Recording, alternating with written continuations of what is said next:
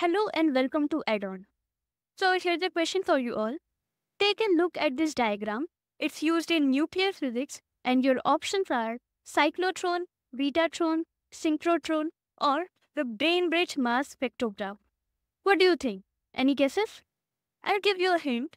This device is all about separating particles based on their mass to charge ratio. Ready for the answer?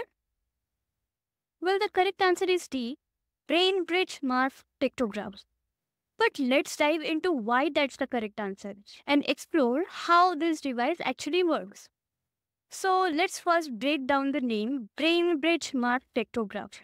This instrument, invented by Kenneth Bainbridge, is designed to measure the mass of ions. And it does so with great precision, using a magnetic field. Interesting, right?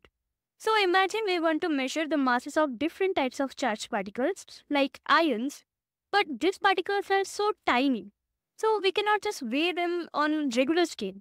Instead, we use the mass to charge ratio. And this tells us how heavy the particle is in relation with the electric charge. Alright, so let's break down how it works in simple steps. So picture a stream of ions entering this device. We give these ions the same amount of kinetic energy by accelerating them through an electric field.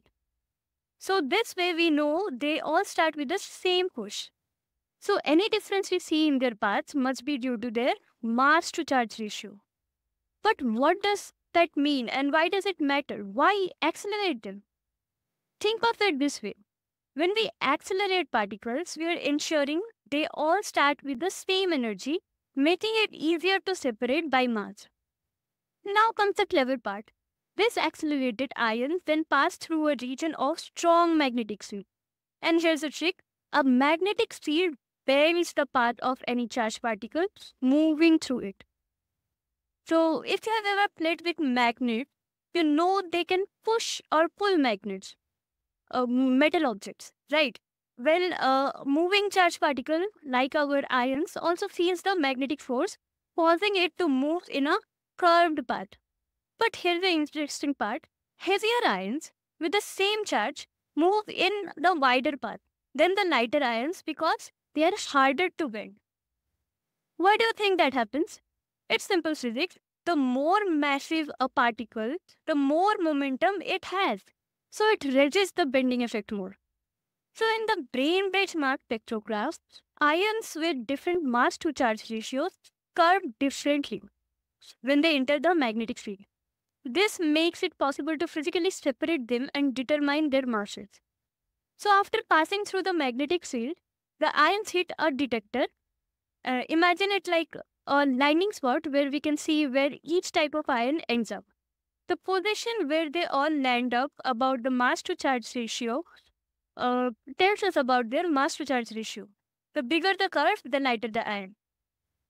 Let's check if you are still with me. If two ions with the same charge curve differently, what does it tell us?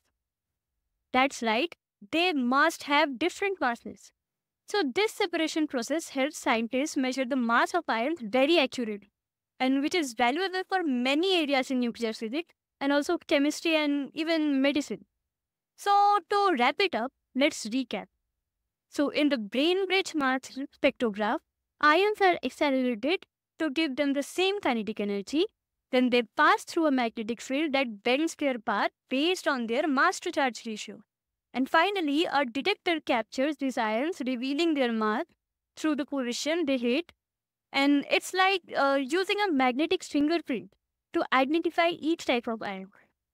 Now that you know how it works, can you guess why understanding the masses of ions would be useful in fields like chemistry or nuclear physics? Think about it. And thanks for joining this session.